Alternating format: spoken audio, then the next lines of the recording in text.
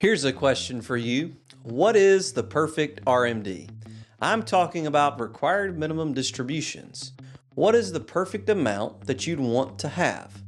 That's what we're going to talk about coming up next.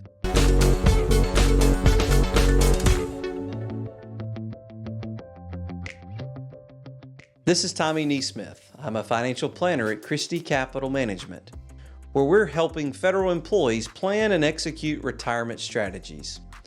One of the things that we've inevitably talk about in our planning with clients is RMDs, required minimum distributions.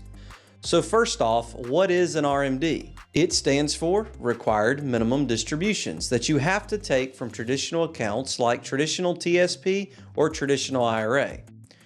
When you hit the age of 73 for some people or 75 years old for others, depending on the year that you were born, you have to start taking out a minimum amount, and since it's traditional, it's going to be fully taxable at whatever tax bracket you're in. Keep in mind that with the traditional money, this was a paycheck that you earned, and instead of taking the payout immediately, which would have been taxable, you put it in the TSP or you put it in an IRA, and it's built up over time. And so when you take it out, it's just like your income. It's going to be taxable. So since most everybody we've talked to has traditional money in the TSP, they're going to have some type of RMD. So what's the perfect RMD? Well, that's the question. There are several attributes that would make a perfect RMD. One is an RMD amount that does not raise your tax bracket. So in retirement as a federal retiree, you're going to have a pension. You're going to have Social Security.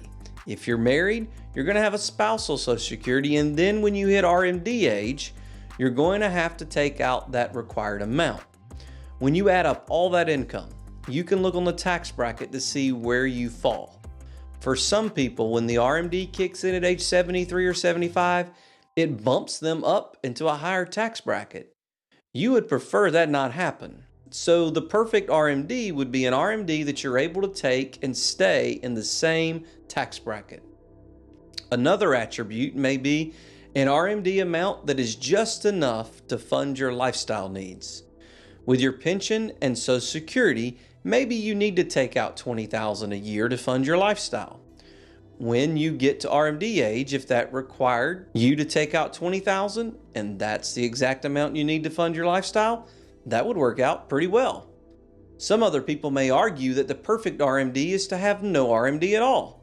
Having no RMD at all would mean that you have no traditional money at all.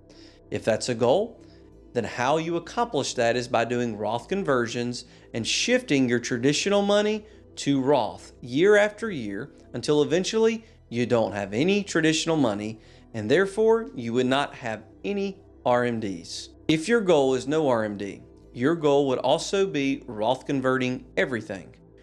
We've talked over a couple of things of what a perfect RMD would be. What would the perfect RMD not be? An RMD that was just a huge amount that caused you to pay a lot of taxes. One that kicks you up into the next tax bracket. Another problem that we see often is when people have a really large RMD, they don't need the money to fund their lifestyle. What happens is they end up building up a lot of taxable money. Taxable money is where as it grows, you have to pay capital gain taxes on it. If you leave it in the bank and just start having a really big savings account, you have to pay income taxes on those earnings.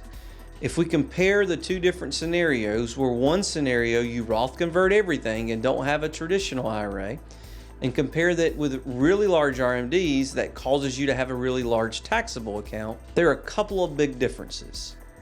When everything is in Roth, all the gains are tax-free. Let's just say that the account grows a lot. There would be nothing that's taxable. If we compare that with a non-qualified taxable account that gets larger and larger because you are forced to take all these RMDs, you will be building up taxable gains in the account. You have to pay capital gain taxes on the profits. If I have a choice in the matter, I would rather have my money in a Roth account than have it in a taxable account. And what's great about this is that you do have a choice. You can choose to leave the money traditional, which may cause a large taxable account later. Or you can choose to do proactive tax planning and shift money to Roth and control your RMDs, or even potentially eliminate your RMDs. These are options that you have control over. If you think you need help with accomplishing this and getting your money moved to Roth, go to christycapital.com. If you want to see how to get your TSP money to Roth IRA, check out this video right here.